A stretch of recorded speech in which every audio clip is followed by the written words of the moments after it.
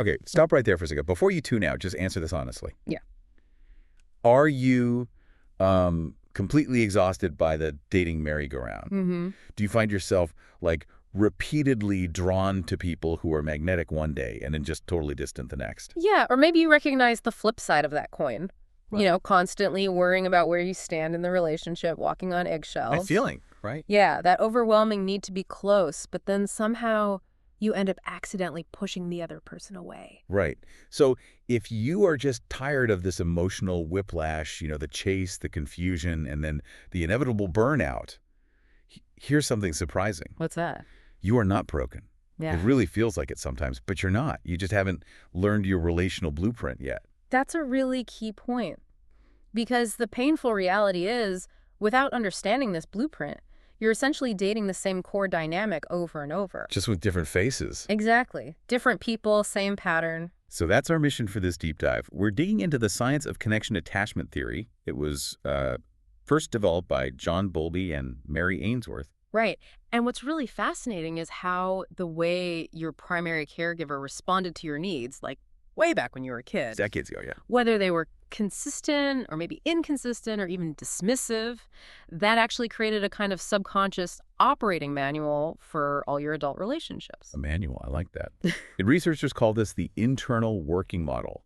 Now, that sounds a bit technical, maybe? It does, but it's really the foundation. Think of it as the core programming of your relational blueprint. Okay, so this foundational model, what specific things does it actually determine about how we approach love and connection?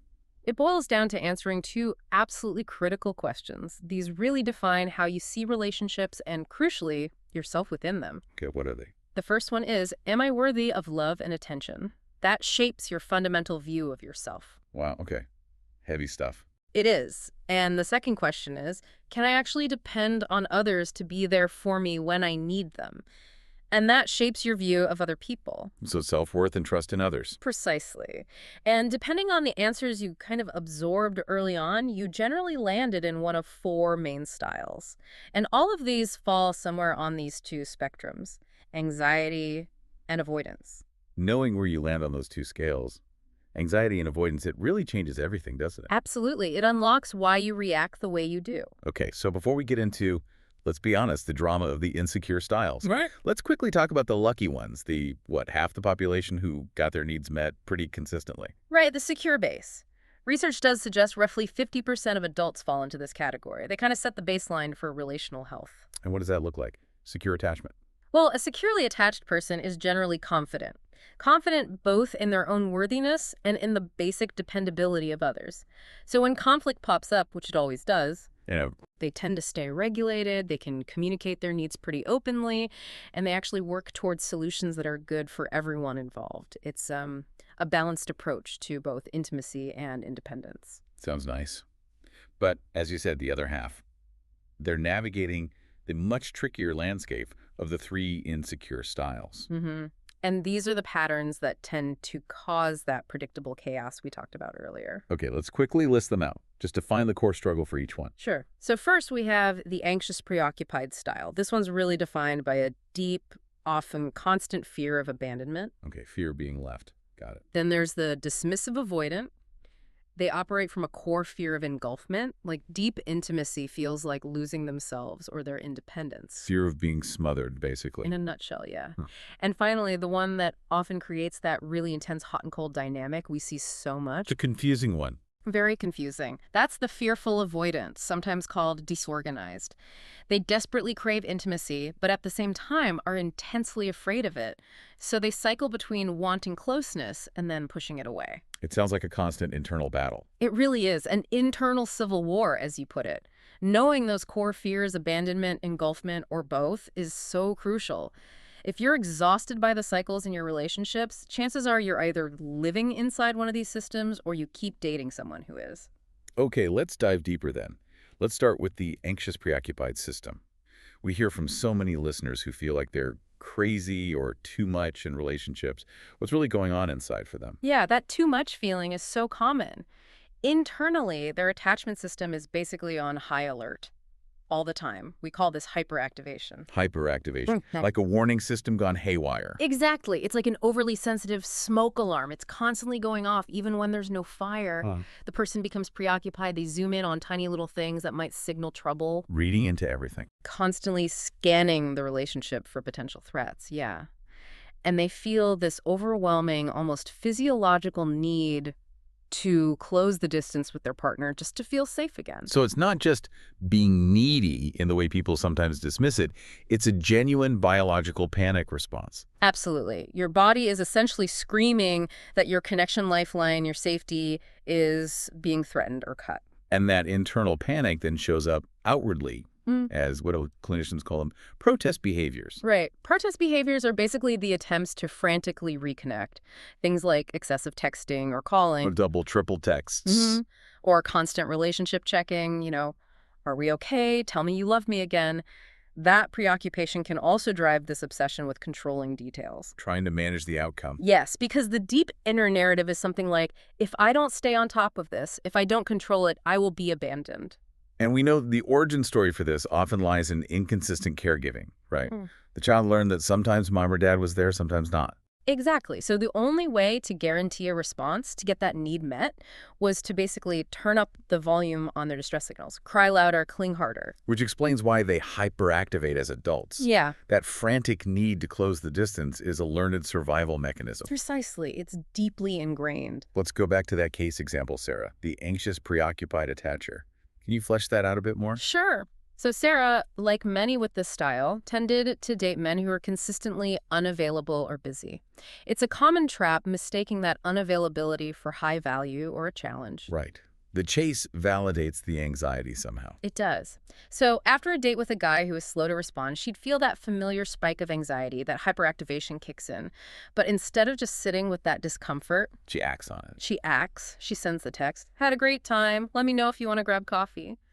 But then maybe an hour later, before he even has a chance to reply, the anxiety gets worse and she sends another one. The preemptive strike. Exactly. Like, oh, just kidding, ignore that. I know you're super slammed with work. Forget I asked. She's trying to manage the potential rejection. Wow. And the core insight there, which is kind of shocking for someone with an anxious style, is by doing that, by minimizing her own needs to avoid potential abandonment. She's abandoning herself first. Right. Before the partner even have a chance. Right. She ends up overwhelming his system, probably making him retreat and thus confirming her own deepest fear. It's a tragic, self-fulfilling prophecy, a self-sabotage strategy rooted right in that core wound of potential abandonment. Okay, so for the anxious listener recognizing themselves right now, What? What's the healing prescription? Where do you even start? The first, and honestly the most crucial step, is building a secure relationship with yourself, learning to self-soothe. Becoming your own secure base. Exactly. The goal is to learn how to successfully deactivate that hyperactivated attachment system when it gets triggered. So the moment you feel that panic spike, the urge to text again, to check their social media, pause, breathe. Instead of immediately reaching out to the partner for reassurance, you need to reach in. Use grounding techniques. Feel your feet on the floor. Notice your surroundings.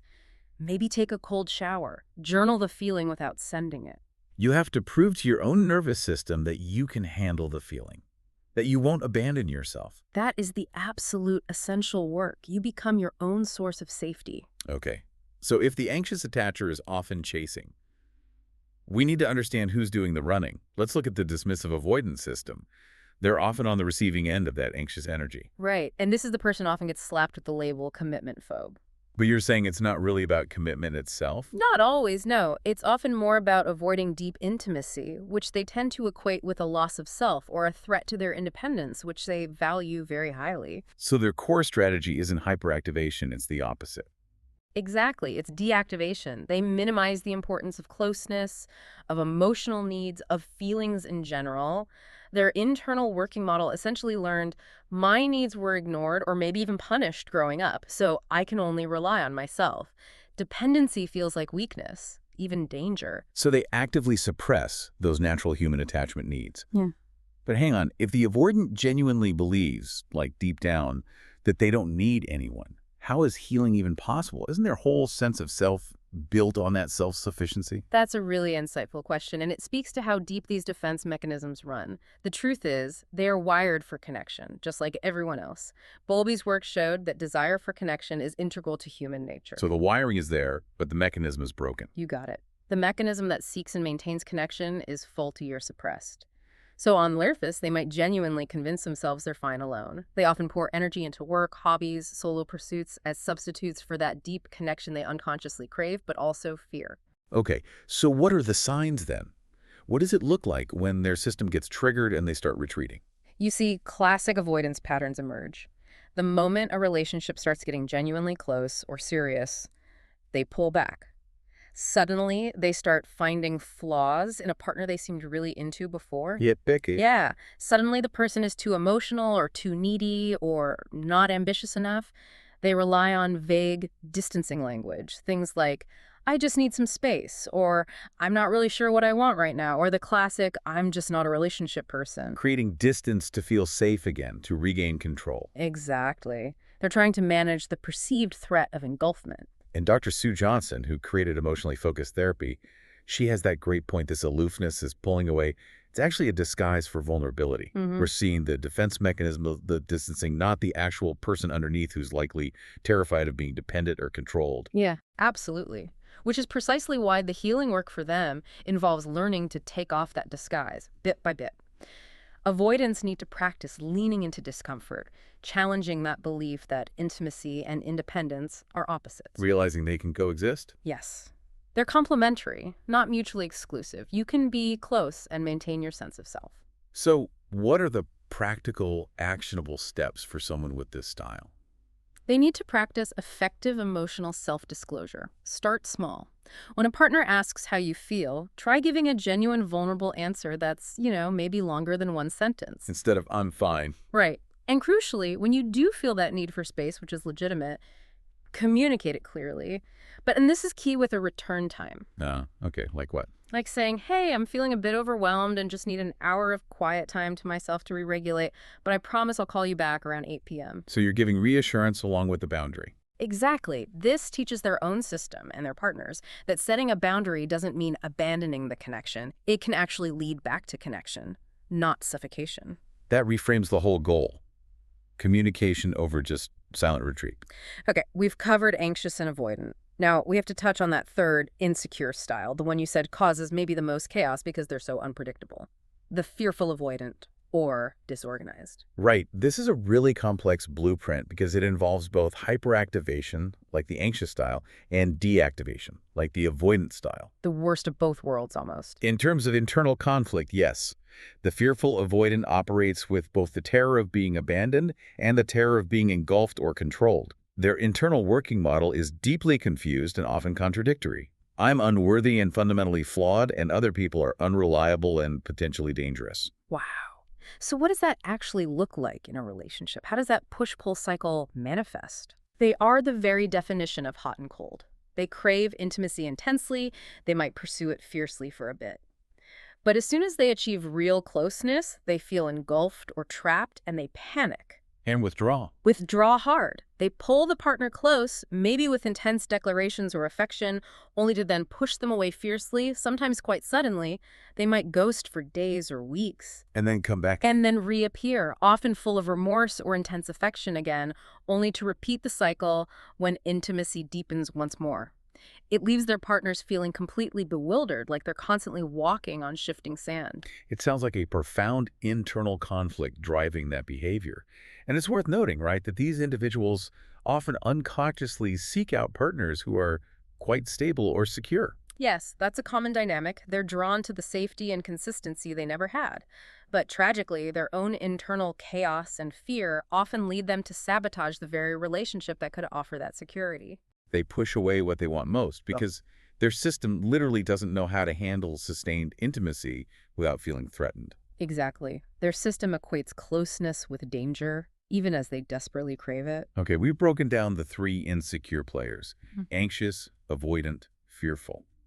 Now, we absolutely have to talk about the trap they often fall into together. Specifically, why do the anxious and the avoidant seem to find each other so often, ending up in these really destructive, cyclical relationships. Ah, yes, the anxious avoidant trap. It's magnetic and often toxic precisely because they perfectly, though painfully, validate each other's core wounds. It's like a lock and key.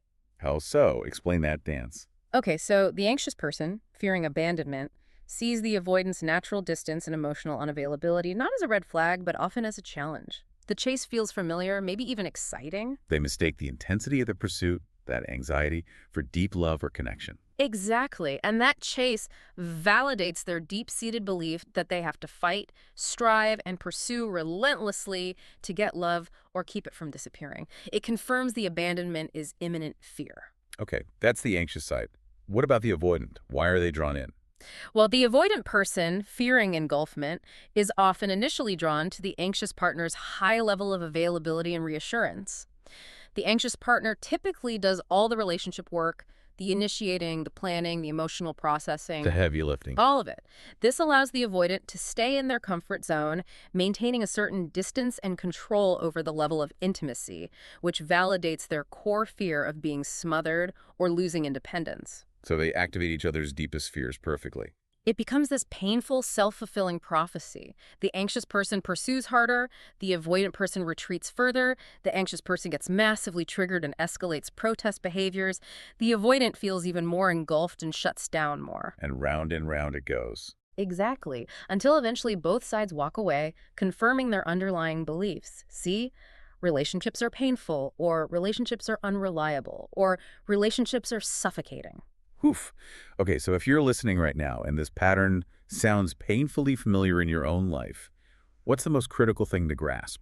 The single most important truth, I think, is this. You cannot fundamentally change your partner's attachment style for them. You just can't. You can influence it, you can invite change, but you can only truly change your own. Focusing on your side of the street. Absolutely. And the good news is, attachment styles aren't fixed destinies. They are tendencies, patterns learned early on, but they are changeable. We can all work towards what therapists call earned security. Earn security. I like that. It implies effort, practice. It really does. It's an Uh, active process, not passive. Yeah. For both the anxious and the avoidant listener who genuinely wants to break these cycles and move towards that earned security, it's like building a muscle. It takes daily awareness and practice. Okay, let's synthesize those final core actions then. If you lean anxious, what's your primary mission for earning security? Your core mission is to learn to tolerate your own distress. This is huge. It means recognizing that spike of panic, that urge to protest or seek reassurance, but consciously choosing not to make a relational move while you're triggered. Riding the wave of anxiety without acting on it? Yes. Calming your own body, using those self-soothing techniques we talked about, and proving to yourself over and over that you can survive your anxiety without needing immediate external validation. That is becoming your own secure base. Powerful. Okay, and for the listener who leans avoidant, what's their core mission? Their mission is to practice effective emotional self-disclosure, leaning into vulnerability instead of away from it. Seeing the scary thing. Saying the scary things, stating your emotional needs clearly, even if it feels awkward or risky.